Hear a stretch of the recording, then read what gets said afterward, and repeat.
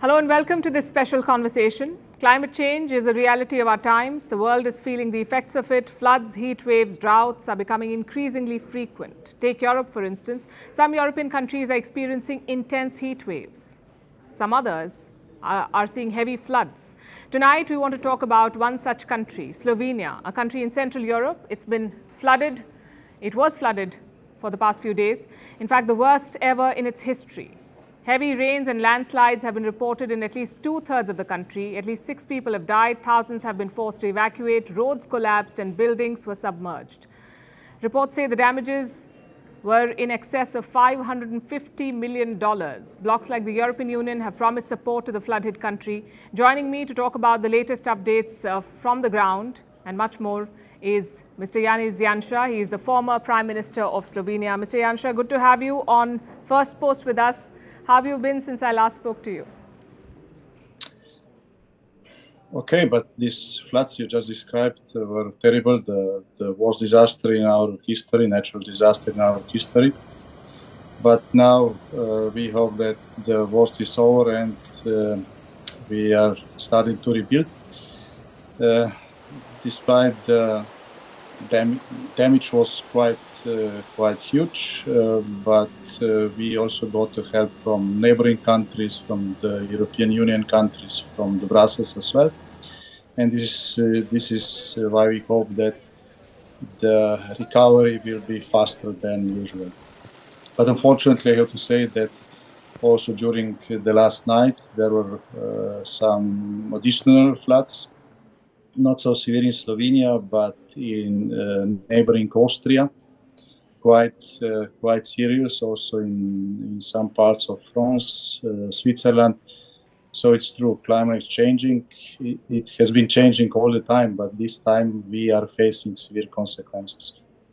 I'm assuming the picture around you does not look as beautiful as your backdrop does. What's it like right now? Well, this is the picture of our Lake Bled. This is the jewel of Slovenia, natural jewel of Slovenia. Fortunately, this specific place was not touched by the wind, but by the disaster. And currently, the weather is improving. But as I said, this time neighboring countries were hit more badly. And we are still collecting infos if we need to help them. We're witnessing floods, wildfires and heat waves in various parts of the world, including in Europe. And experts say this is all because of climate change. And while European countries have signed on to the Paris climate deal, do you think Europe has done enough to tackle the challenge? Well, Europe has taken some steps very far. Some of them, I'm afraid, even too far. I'm speaking about the decision to abandon the diesel cars within next decade. This won't be possible because it's not possible to replace the main technology over the night. On other areas, I think that Europe is accurate, but first of all, we don't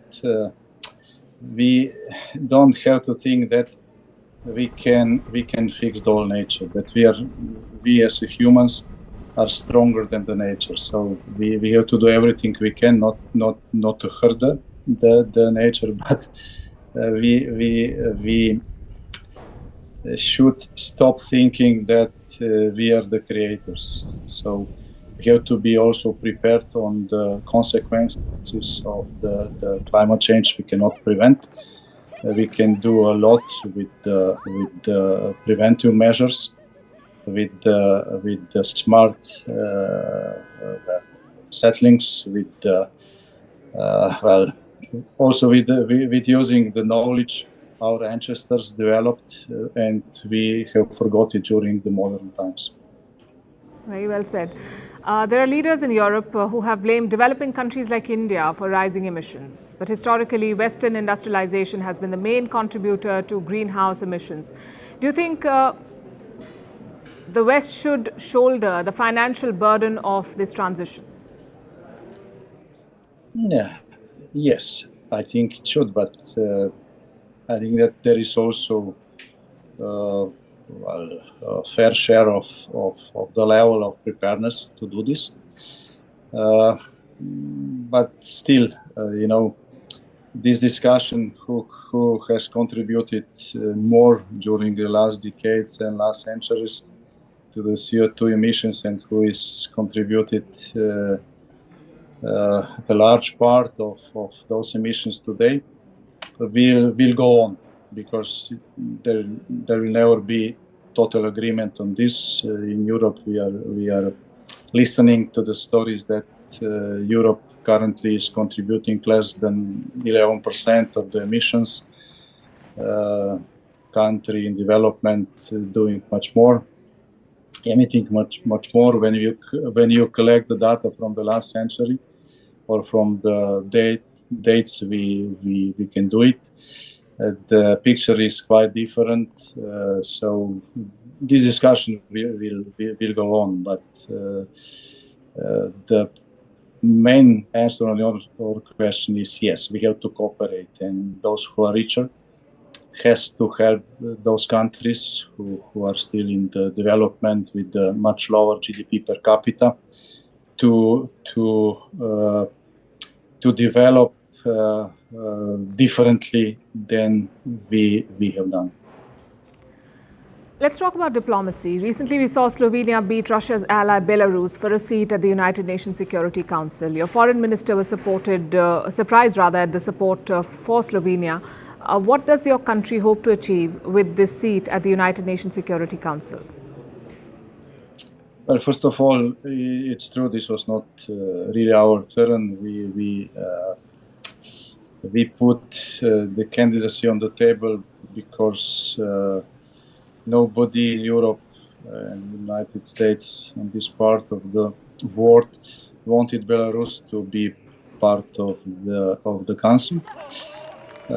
So there was no question if we can beat the Belarus as a direct competitor. The question was if we can collect absolute majority for the support. We did. I'm quite happy we did it. It's my government which started the procedure. The current government just fulfilled it. We helped them. Our main goal is to contribute with the good ideas to stop and prevent the conflicts. I'm especially speaking about the current war, Russian aggression on Ukraine. This is the issue of main concern now for us and for the countries around, because this is first big war after the Second World War on European soil, and hundreds of people are dying every day there. Speaking of Russia, let's also talk about the war in Ukraine. It's been going on for more than 500 days now. Slovenia has shipped arms to Ukraine, but despite the wide-ranging support, the conflict is stuck in an impasse. It's a frozen conflict. Neither side has been able to make any significant gains. Has the time come now for a negotiated settlement? Well, time for negotiations is always the right decision, or the negotiations or pushing for negotiations is always the right decision. But two countries in this war are in different positions. Ukraine is invaded country and Russia is aggressor. So there shouldn't be the same approach to both of them.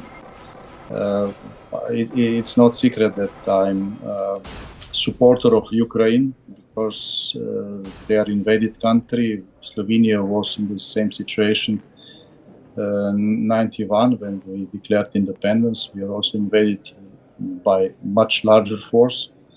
We defended ourselves, and our sympathies are on Ukrainian side. But looking at the whole process, we also see that there are some calculations which are not coming only from the good. wishing that this war is going on forever, or going on for a long time, because there are some geostrategical calculations involved. For instance, if Ukraine is helped at the beginning with the same level of help which is getting now, the situation would be different, and Russia would be much more prepared for negotiations. Right. My next question is about a video, and I'm sure you've seen it. Earlier this year, Italy was caught using a video from Slovenia to promote tourism in their country, and many on social media had called it laughable. What were your thoughts when you saw that video? Well, despite Italy being a very beautiful country, its ministry used also pictures from Slovenia to promote Italian tourism. So this is some kind of compliment for us. And frankly speaking, this didn't happen first time.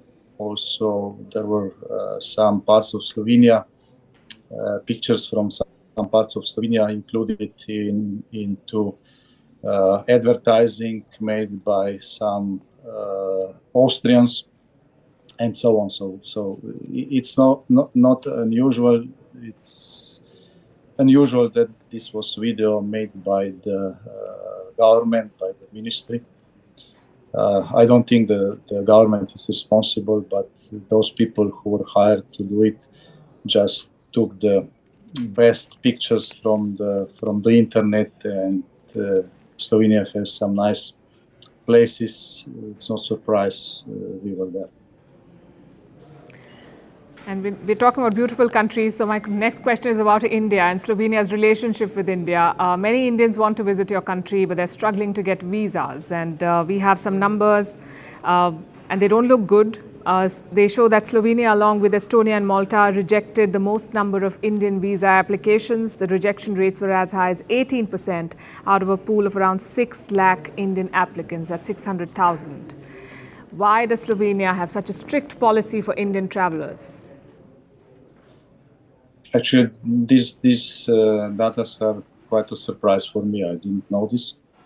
It's a surprise also because, you know, our southern border with Croatia is crossed every day by hundreds or several hundreds of illegal migrants who are not applying for visas. So, and we are very liberal.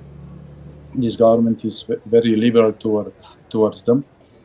Almost everybody is accepted. So I don't know the reasons why people who are coming regularly, applying for Schengen visa to come into the country are not allowed to do it. So, but this data is something surprisingly new for me. But I can promise you, we will check as opposition what's behind. Appreciate it. India is also hosting the G20 Summit this year. This is being held under India's presidency. What are your hopes from India's presidency of this forum? Well, India is the biggest country in the globe. It's also the biggest democracy on the globe. So it's not surprisingly that it is its role on the globe is becoming stronger every year. If you ask me, I think that this century is your century because of many reasons. Demography is one of the most important. And I think that India is somehow, I don't know if this is the most accurate description, but India is somehow calming the global situation down. So it's some kind of factor of stability. It's still somehow a newcomer among the big powers. But as I said, this is just the beginning. So, but keep going. we know that there are some differences, some different opinions, some different positions between European Union and India, between European Union, United States and India. But India now being part of G20, being the leading country in the BRICS group, is how to say, becoming the main partner for Euro-Atlantic area. Right. I'm going to thank you, Mr. Jansa, and I hope that the rebuilding process starts and is successful. Thank you very much, and wish you all the best. Thank you very much. I'm also glad that the relations between Slovenia and India are excellent. A few days ago, we opened the biggest agricultural fair in this part of Europe, and India is the main guest country. And your ambassador made a very good opening speech, which we could also use as an advice for our agriculture in the future. So thank you. Right. Appreciate it. Thanks. Bye. Thanks.